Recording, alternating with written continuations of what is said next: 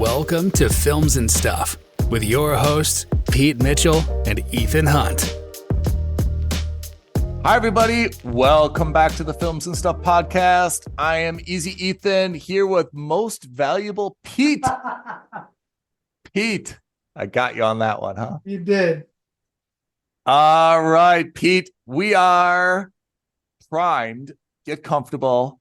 Grab your coffee or tea beverage of choice. We are here to talk about Rings of Power Season 2. It seems like everybody has an opinion, including Pete, who can't keep his to himself, had to give an immediate spoiler on his feelings about this. Let's take it from the top. I think that you're a very big Lord of the Rings fan and all the adjacencies. Is that right? I think that's fair. Yeah. And you've read all the books, right? I have read the original books. I have read The Hobbit. Okay. I tried reading parts of the Silmarillion, but I couldn't get through it. Okay. And that's it. I haven't read any of the appendages. I haven't read any of the appendices. I haven't read any of the anything else. Okay. So when Rings of Power was announced by Amazon 3 years ago, is that right? Something like that, yeah. Were you just like confetti, popping champagne? How excited were you about it? I was not excited about it. Oh, why? And the reason was when they first announced it, I was concerned that they were just going to do a remake in TV series form of the movies. And the movies, I think, were, they weren't Timeless, flawless, right? but they were Yeah. pretty close to it. Yeah. So I didn't see the need to retread them. Okay. And then at the end of season 1, I think we both felt the production value was through the roof, Superb. but the story was kind of meh. Not just meh, but I think that wasn't focused enough, hilariously enough. For a show called The Rings of Power, there was a lot of filler and a lot of focus on other aspects of the show that I didn't think they needed to have. Like the entire thing with the Harfoots. Yeah. Like, what's that about? Yeah. This wizard coming in from the sky. What's that about? I think they're going to try to do this bait or switch thing with us. Like, they want us to think that that's Gandalf, but it's not going to be Gandalf. Canonically, it's not supposed to be Gandalf. I don't know who it is. And we still don't know who it is after 1 year. Yeah. So I think you and I present a very interesting focus group. And Amazon should have come to us, but they did not.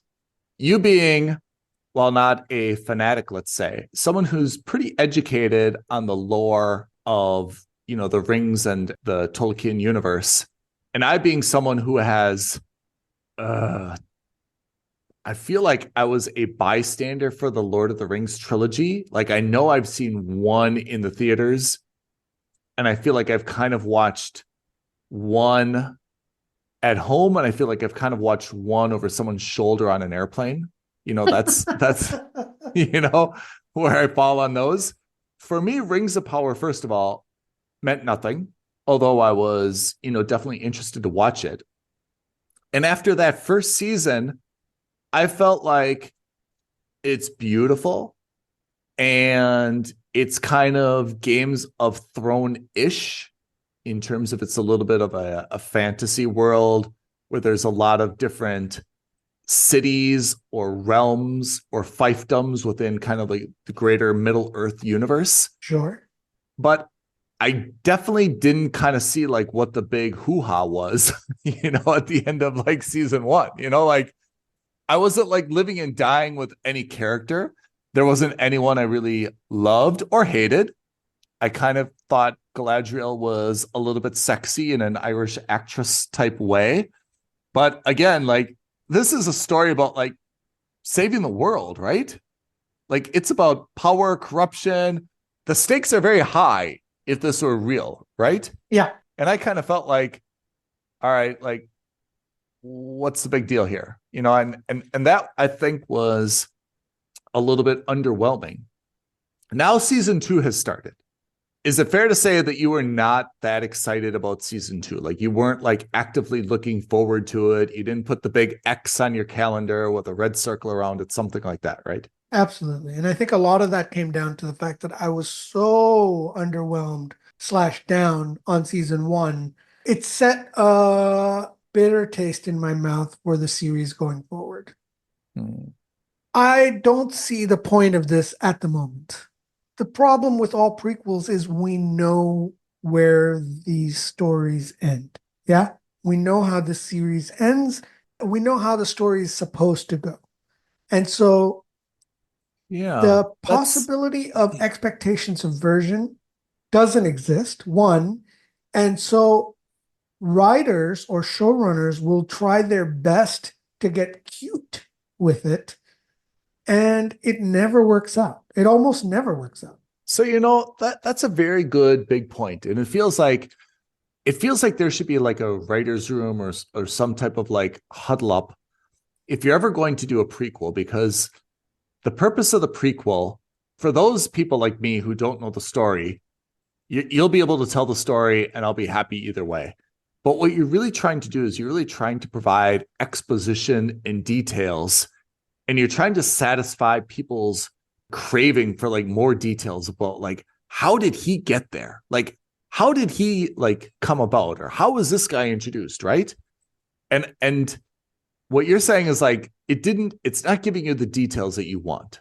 Like, it's not really taking you behind the curtain to see anything that you didn't already kind of like know or suspect when watching the original trilogy or reading the books, right? Yeah, and it's kind of boring stuff, right? And I'll give you the example that I think should be the gold standard for how you do a prequel that most people didn't think we needed.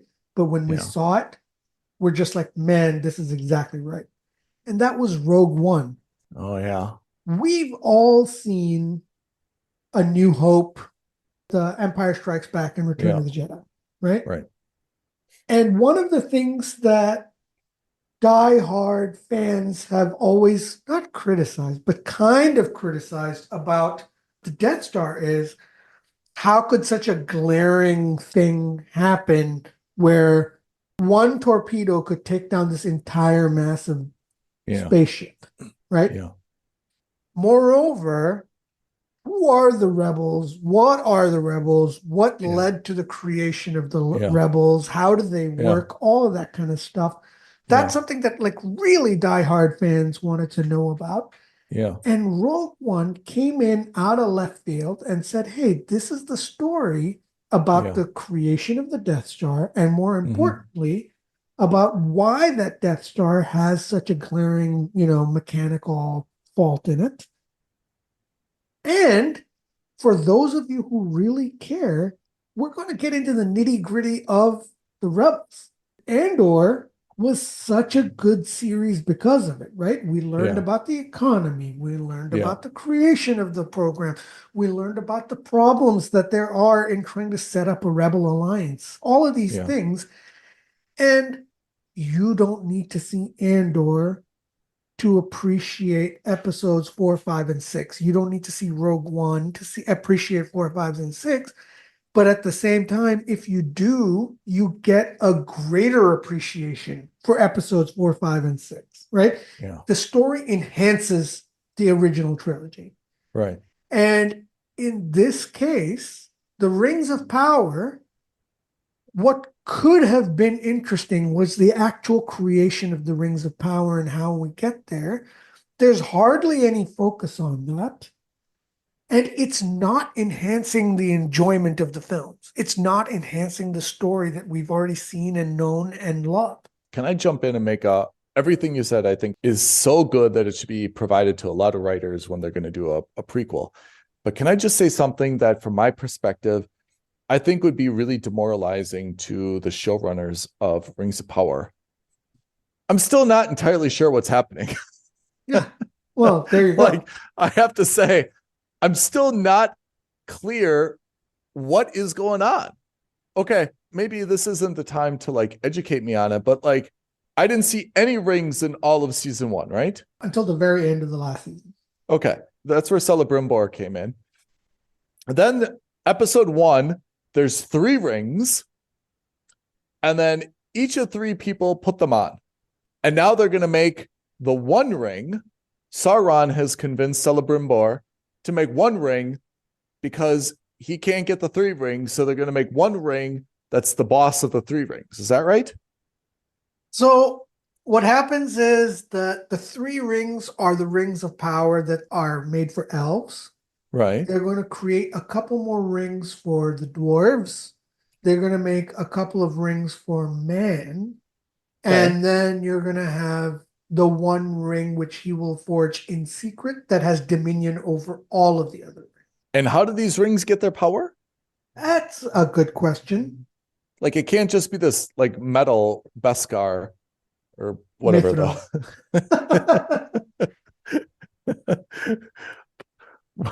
What's a stronger metal worldwide? Is it Beskar or Mithril? Or is it vibranium? Or is it or is it adamantium? We should have absolutely a tournament of the most powerful metal among all the fictional universes, right? Beskar versus Mithril versus adamantium versus vibranium. Where's adamantium from? That's the metal that Wolverine's bones are covered in. Oh, that is? Yeah. Vibranium is the stuff from Wakanda. Vibranium is Captain America's shield. Yeah. Yeah. So they're using Mithril to make the rings. Got this. It's still not clear to me how the rings get their power, but fine, I accept that. And I guess you can't answer that question either. It's just that's the thing, right? This is the questions that even fans and the questions that non-fans would have about the rings, right? Yeah. Or the Lord of the Rings from, the original. That's the kind of stuff that they should be focusing on. And instead, we're spending an episode and a half or 2 episodes on the prototypes of the hobbits. You know what I mean? Like, we're wandering around Middle Earth looking for a staff for potentially Gandalf, but it shouldn't be Gandalf. Yeah. Or some other wizard, and there's some B or C plot going on with that. I'm not a fan of any of that, right? There's 2 aspects that I think are going to be very interesting. One, the actual rings and the creation of said rings. And 2, the downfall of the dwarves and the Mines of Moria, right? Yeah. Those are the 2 things that I'm most intrigued by, because those were also the 2 things from the movies which kind of really was like, man, I really wish I understood what happened to the Mines of Moria. I really wish I could understand what happened to the rings, right? Yeah. What I did like in season 1 is we get the creation of Mordor, right? Yeah. Like, we learn that the Southlands become Mordor and why and how that happens. I thought that's brilliant. Yeah. But that's it. That's done. We don't need any more on that. We don't need to worry about Adar and all these, this faction of orcs. I could not care less about the Harfoots. I don't need to know about the hobbits. I don't care about them. And that's not to say they're not important. They're very important. But why so much focus on this B or C or D plot? Focus on the rings of power. Let's make the story a little smaller. Let's talk about Celebrimbor. Let's talk about how he gets swindled by Sauron. Yeah. Why is it that Celebrimbor does not know that this is Sauron? How is that possible? That by the second episode or the third episode, so easily manipulated, even though he's been warned not to take the guy in, right? Those are the interesting things, and we're not focusing on any of that. Yeah. We're not talking about that. I want to see more about the dwarves and the mines, but we're not spending enough time on that either. Those are, I think, the 2 aspects which I think would have made this show much stronger, which is forget about everything else that's happening. Forget about Numenor. I mean, for God's sakes, we've talked about beautiful city, beautiful set design, but like the political intrigue and the backstabbing that's going on in Numenor, I could not give 2 rats' asses about that show. So I guess this is interesting you say it, because it's crystallizing some of the things that I wouldn't say they're complaints, but just like, I'm not clear what's happening. I feel like every episode has like 2 or 3 geographic focuses, a little bit in the vein of Game of Thrones, but wider. And they spend so much time going into this really deep detail. And then, to be honest, I kind of get into it. I'm like, okay, this is really interesting what's happening in Numenor. This is really what's interesting happening. Then they shut it down. And then the next episode, it's like I'm watching a totally different show. And they don't talk at all about what I just kind of got into. And I was like starting to like get like interested in it. Then they talk about like 2 other places, 2 other plots. And then I kind of get into those. Stop.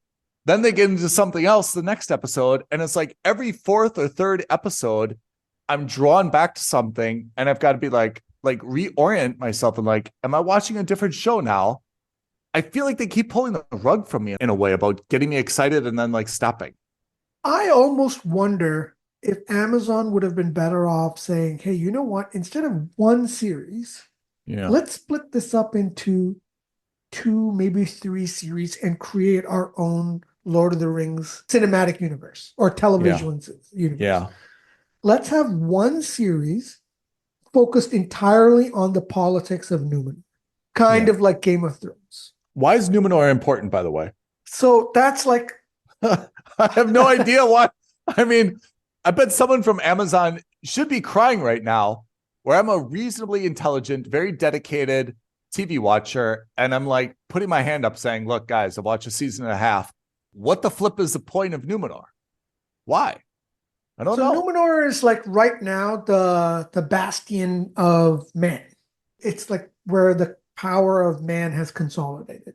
It's King's Landing. Kind of, but for instead of the capital of a country, it's like the capital of a race.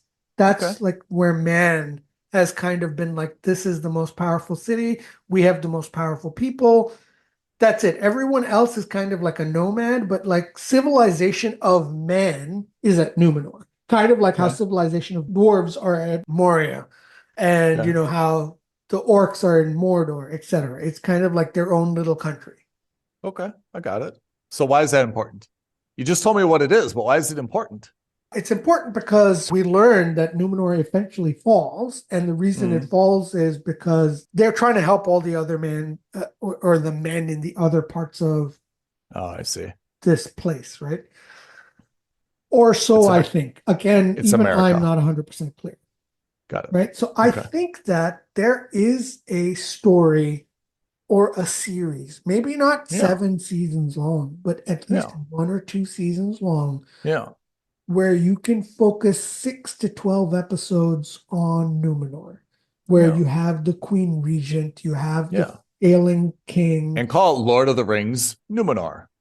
Right? Or, Game of Numenor. You know what I mean? Like the Numenor throne, something like that. Because it's very clear to me that's what Amazon House of wanted Numenor. with this series. Right? Like Amazon, what they wanted with this series was to say, hey, we want to have our own version of Game of Thrones. And instead of having an IP which very few people knew about, I mean, with all due respect to George R.R. Martin, he's only famous now in the eyes of the mainstream because of the TV series, not the other way around. Whereas Lord of the Rings has been an established fantasy book for decades, well before the movies came out. Like it was a well-known thing. So I think that would have been like 1 or 2 seasons where you have this political intrigue, where you have this guy who wants to become the next regent or the next king or whatever it is. And you have a kingdom, but it's clearly some kind of political voting system is in place. Put that in there.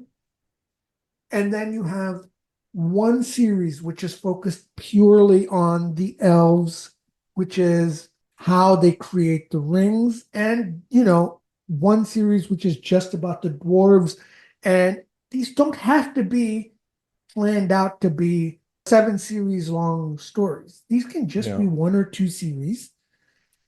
And then you have the makings of a Marvel style universe where after 2 series of Numenor, after 2 series of the elves, and after 2 series of the dwarves, you have 1 series or 2 series where all of them combine with each other, right? And you have Avengers. cameos running in between. Right. This is similar to what the Russo brothers are trying to do with Citadel. Don't get me started. I know. But the point is that on paper, that's brilliant, right? Where you have, hey, look, I'm not interested in elves. I'm not interested in this high fantasy bullshit, but I love political intrigue like Game of Thrones did. I'm all in on Numenor. I'm all in on Citadel as a concept if they would recast and rethink almost everything about it. And refinance, because like they spent way too much money. But that's what I'm saying. On paper, what this allows you to do is also say, hey, like, we've got a ton of fans of Lord of the Rings. We want to get in fans of Game of Thrones. We want to get in fans who are not so well versed in these mythologies. Yeah. Let's do a series which is kind of like House of Cards. Let's focus on a political drama set in the Lord of the Rings universe. Yeah. And every once in a while, we'll have Galadriel pop up. We'll have, some dwarf pop up. We'll have Elrond pop up. And we'll have them running their own series as well. And then that problem goes away, which is what you're having, which is, hey, the rug doesn't get pulled out on you because I don't know who Elrond is, but I love Numenor, and I saw him show up once or twice. Or I loved Numenor, and I saw Galadriel show up once or twice. Let me check out her series. Yeah. And then that pulls you into that storyline, which is a totally separate storyline. And all of these storylines, by the way, because you're spending this kind of money anyway, you can have 3 series running side by side rather than 1 series which has 3 different or 4 different story plots. All of them can be running, and effectively you do 7 years worth of TV series. You do it in 2 or 3 years. Yeah. I know that's not what Amazon wants to do because Amazon's thinking in, multi-decade spans. But in terms of you're already spending that kind of money anyway, I would rather you make a series that's good. And this isn't good. I mean, also you just consider like the actors. I mean, they're going to age. Yeah. They may or may not be available. I mean, it's just for continuity's sake, if this is one ongoing story, it seems very, very difficult. But I have to say, when you're explaining the story to me, it's more compelling than when I'm watching it. And I found myself like second screening a lot, Absolutely. like, which is because it's either too slow or I'm getting too much exposition on, man, I cannot watch anything with Nuri Brandyfoot and Poppy Proudfellow. They need to go. Like, it's not at all interesting or compelling. I find myself like just scrolling, looking at my mobile, doing something. And then Galadriel or Elrond, comes up and I'm like, oh, now I just missed that. Oh, what happened? Nothing. They're just like bitching to each other about something. Like they get along, they don't get along. It's a big problem. It's not a big problem. Like I have to say, like, I feel like in Game of Thrones, House of the Dragon, like every conversation had like all these implications, you could just take any conversation and just like dissect it and be like, well, she's unreasonable, or why is she thinking this, or this demonstrates like how weak she is, or how this guy talked to her in this conversation. I feel like in this show, Rings of Power, I'm just kind of like, what do they talk about? They're just like disagreeing about whether or not it's a big problem or not. Like I'm doing the summaries for them, but I'm not like diving into like the implications of what they're really talking about, Whereas like House of the Dragon, you and I can talk about like any scene and be like, oh, that was so critical. Why is this person doing this? And what do you think about this? And what does this mean? Here, I'm just like summarizing stuff. I'm like, okay, get through it. Let's see what happens. And House of the Dragon, another example of a prequel series set hundreds of years before the main story. And we know how it ends, but I have to say, I'm really interested to see how it ends. I know how it ends, right? The Targaryens are out, but how? Yeah. Right? They're currently out. So it seems like there's no interest at all to following this. If you think about it, you say, okay, fine. The family now is already out of power. And we know for Game of Thrones, they're out of power. So there's nothing to see here. Yet I'm still fascinated how it's going to play out. Yeah. I am like you in the sense that I am distracted while watching Rings of Power, and distracted in the sense that I will be playing on my phone, I will be checking emails, I'll be doing something else, because the moment this guy who is Gandalf but isn't Gandalf is on screen, or the moment any of the Harfoots on screen, I just lose interest. And anytime interest gets piqued, we immediately switch to another story. I hear you. That's what I'm saying. Yeah. When that happens, you're just like, okay, well, I guess I'm happy to turn off the episode at this point and come back next week and pick it up at that point. I don't know. I just think that there's potential to be a fantastic story out of this, which we, as fans of the movies, are interested in seeing. And even as people who are not fans of the series at all, who are interested in the story in terms of how the rings were made or what led to the creation, there's still a lot. Based on what we know from the movies, at some point, the One Ring is going to get created. I expect that they're probably going to do that by the end of this season, or if not this season, at the beginning of next season. And then there's going to be some kind of massive war. And then the series ends. Can you remind me, Lord of the Rings, the little, oh my God, you're going to butcher me. The little elf found the ring like in a river or something. Isn't that how it started? Oh, the Hobbit. Yeah. That's right. That's right. So, I mean, right now someone is rolling in their grave in my memory of but that he found it like in a river or something, right? Yeah, Gollum, or the Hobbit that eventually becomes Gollum. And then what does he do with it? He takes it to someone. Someone says, this is powerful. You've got to take it here and destroy it, right? No. Okay. So let me give you the quick synopsis. The One Ring is created. Yeah. Sauron becomes, effectively, he tries to become king of all the lands and all the people. Yeah. Man creates an alliance with the elves. They have a massive war against Sauron. Okay. Sauron is defeated in that war. The ring is cut off from his hand. Okay. And the only way to destroy the ring is to take it to Mount Doom in Mordor, where the ring was forged, and toss it into the lava there. Right. Man goes with Elrond to the mount, is supposed to cast it in lava, but is corrupted by the ring's power and influence. Elrond is? Not Elrond, man is. Oh, Elrond is an elf. Got it. I can't remember the name of the guy. Maybe Isildur.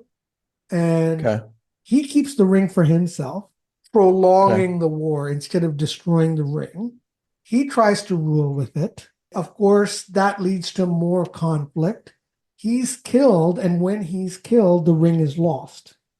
Okay. No one can find the ring.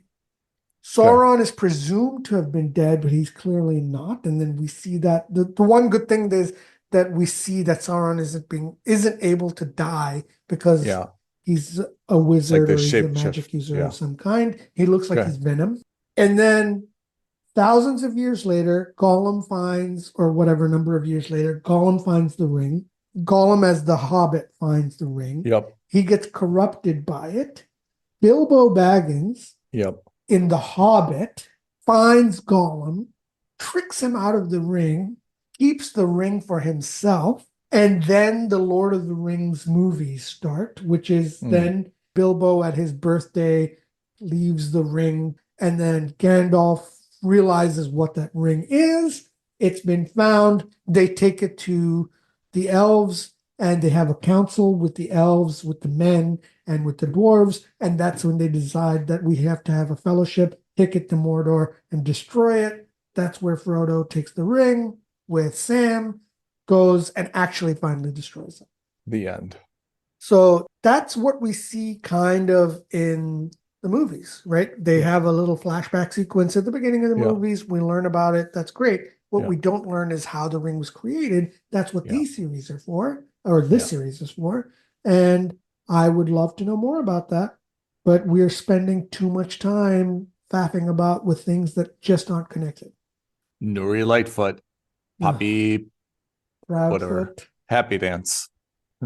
Awful. Just awful. All right. So should we give a rating so far to Rings of Power Season 2? Yeah, it's a skip. I think it's a skip as well. I'll probably continue watching just because I it's definitely something. will, but I'm just saying that for Yeah. people like you who Yeah. are not necessarily the biggest fans of Like I wouldn't the tell my series. brother, you've got to watch this. Exactly. You know, Like I if tell him to someone watch Bad asks for a Monkey. recommendation, Yeah. neither of us in good conscience Yeah. can say you should, here's my Yeah. password, or Yeah. hey, you know what? Yeah. Pay the $70 a year or $80 a year. Yeah. Get yourself an definitely Amazon. not. You're right. That's the thing is like someone comes to me and says, hey, kids are gone for the weekend. Wife is traveling. I'm just going to do some good TV watching. What should I watch? I'm not going to say, you've got to watch Rings of Power.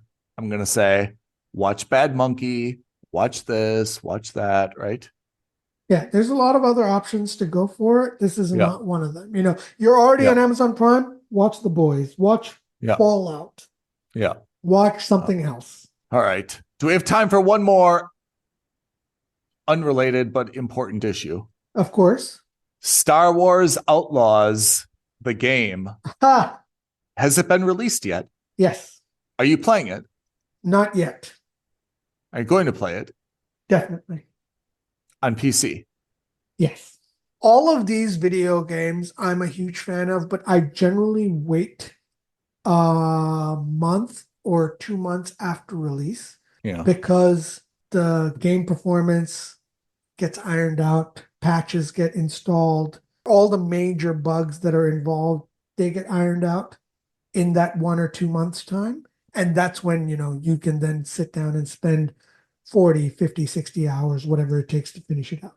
What's your expectation? Is it going to be really good or is it just going to be like, Red Dead 2 I've read all the over reviews. again? I've seen the YouTube videos. I've seen a lot of it. It looks freaking gorgeous. Okay. And I think that I'm super excited for it because it's an open world Star Wars game. I've heard that the story isn't anything super, super phenomenal. I've heard that the story isn't, the gameplay isn't unbelievable.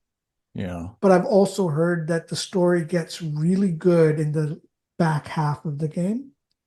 And, you know, as a fan of Star Wars, I think it gives us an opportunity to play around in an open world game. You know, you get to be in Tatooine, you get to be in a couple of other places. I think you get to be on Canto Bight. Yeah. So I think there's quite a few things that I'm interested in seeing. Is it going to be like Red Dead 2 where I'm just going to spend a lot of time like grilling my chicken and like stuff so like that? Red Dead was interesting, right? I think we used to joke about that. It's just like, you could either lead a healthy life or you could just end up drinking a lot and smoking a bunch of cigarettes to boost your stats temporarily and then continue playing the game. I never finished Red Dead. I mean, the only Star Wars game I played was Battlefront 2, which I loved. I thought it was fantastic. But that had a great story. Yeah, so the single player game was not bad, but the multiplayer was awful. I didn't do the multiplayer. I did the single player, and I thought the story was fantastic. And then when I did Red Dead 2, I never finished it. To be honest, I didn't get very far because I was like, look, like, why am I spending time out of my day to like manage like food? Like you're basically have a video game about like grocery shopping, you know, like why am I doing this? So that I can eat. Yeah. Like I you're need bartering to make for little money stuff. so that like I can buy cigarettes. Yeah. I was very unenthused about that. But I love Battlefront 2. I love Star Wars. I mean, as you know, I'm reading the books now and I'm watching Clone Wars. So like I'm really in a good place Star Wars wise. But for some of the reviews I've been reading as well, it seems that there's a lot of kind of mundane tasks that I'm going to end up doing, that I've just got a blaster, that I'm spending a lot of time on the speeder, but I can't shoot from the speeder. And I'm just wondering, like, am I going to enjoy it? Yes, by all accounts, it's beautiful, but am I going to enjoy the gameplay, or am I just kind of like mashing the X button, you know, for like... My gut tells me that you're going to love it for the first like couple hours. Yeah. Because of the novelty of what it is, which is really an open world Star Wars game. Yeah. But I think in terms of finishing the game, I don't see you doing it. No. Yeah, and I think that's just the nature of the game, and I think that's just how it is. I think there is a lot of fetch quests. I think there is a lot of mundane tasks that you need to do. Yeah. Will I enjoy that? I don't know. Will I still give it a go? Absolutely. Fetch quest. Yeah, that sums it up pretty well. All right, I need to think about it. If I play it, I'll get a new Xbox and I'll play it on Xbox, I think. Yeah. Okay. That's my last question for the day. That is our review, our take, our discussion of Rings of Power, beginning of season 2, good and the bad. Mostly bad. Mostly bad. Before we sign off, do you want to give everybody our social media and YouTube creds? You can tweet at us at FNS Podcast. You can DM us at Films and Stuff Podcast. And as always, please like this video, leave a comment below, subscribe to our channel, and hit that notification bell. All of those things help us out greatly. Indeed. Pete, I appreciate very much all of your tutoring and helping me get up to speed on what I should have already known. Listeners, thanks for tuning in, and please send us your comments, agree, disagree, mock me for not knowing what's going on with all these rings and such. And we'll catch you next week's episode of the Films and Stuff Podcast. Thanks, Ethan. Thanks, everyone. Thanks, everyone. Bye now. Thank you for listening to another episode of Films and Stuff. If you haven't already, please subscribe and review on Apple Podcasts, Spotify, or wherever podcasts are downloaded. Films and Stuff. There is no substitute.